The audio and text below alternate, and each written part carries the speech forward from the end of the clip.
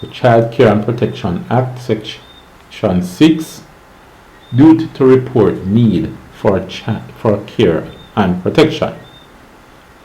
In this section, prescribed person means A. A physician, nurse, dentist, or other health or mental health professional. B. An administrator of a hospital facility. C. A school principal, teacher, or other teaching professional. D. A social worker or other service professional. E. An owner, operator, or employee of a child daycare center or other child care institution. F. A guidance counselor, or G. Any other person who, by virtue of his employment or occupation, has a responsibility to discharge a duty of care towards a child. So these are prescribed persons. Relevant regulatory entity means the entity authorized by law to regulate the professional activities of a prescribed person. Subsection 2. Any person who has information which causes that person to suspect that a child A has been or is being or is likely to be abandoned, neglected, or physically or sexually ill-treated, or B. is otherwise in need of care and protection, shall make a report to the registry. Subsection 3. A prescribed person who, in the discharge of that person's duties, acquires information that ought reasonably to cause that person to suspect that a child A has been, is being, or the child is likely to be abandoned, neglected, or physically or sexually ill-treated, or B. is otherwise in need of care and protection, shall make a report to the Children's Registry in accordance with the provisions of this section. Subsection 4. A person who contravenes subsection 2 or 3. Let's look back. Subsection 2. Any person which has information so that they suspect the ill-treatment of a child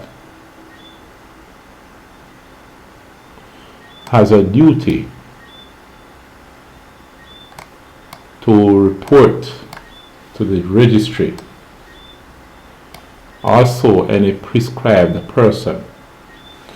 Now, a person who contravenes subsection 2 or 3, if you fail to make the report, commits an offense and shall be liable upon summary conviction before a resident magistrate to a fine not exceeding $500,000 or to imprisonment to a term not exceeding 6 months, or to both such fine and imprisonment. Subsection 5. Where the minister has reasonable grounds to suspect that a prescribed person has committed an offense under subsection 4, the minister may, without prejudice to any proceedings under that subsection, require the relevant regulatory entity to cause an investigation to be made into the matter.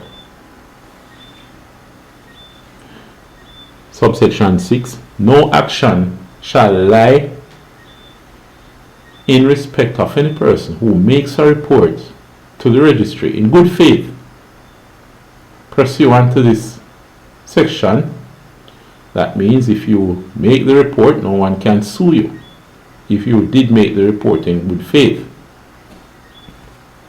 They cannot successfully sue you for making a false report. 7. A report to the Children's Registry shall A. That report shall be made as soon as is reasonably possible. The report shall be in such form as may be prescribed, and C. The report shall contain all the material facts giving rise to the suspicion that the child has been, is being, or is likely to be abandoned, neglected, physically or sexually treated, or is otherwise in need of care and protection. Subsection 8. A person who knowingly makes a false statement in a report to the Children's Registry commits an offense. Subsection 9. Subsection 2 or 3 applies even if the information on which the belief is based A. is privileged as a result of a relationship of attorney at law and client. That means an attorney at law can make that report if they suspect the child is being ill-treated. Or is confidential. So even if the information is privileged or confidential, you cannot use that as an excuse not to make the report. Unless there is no substantial risk that the welfare of the child will be further endangered. So here again, it applies even if the information on which the belief is based is any of these, unless, so there's an exception, unless there is no substantial risk that the welfare of a child will be further endangered. Okay.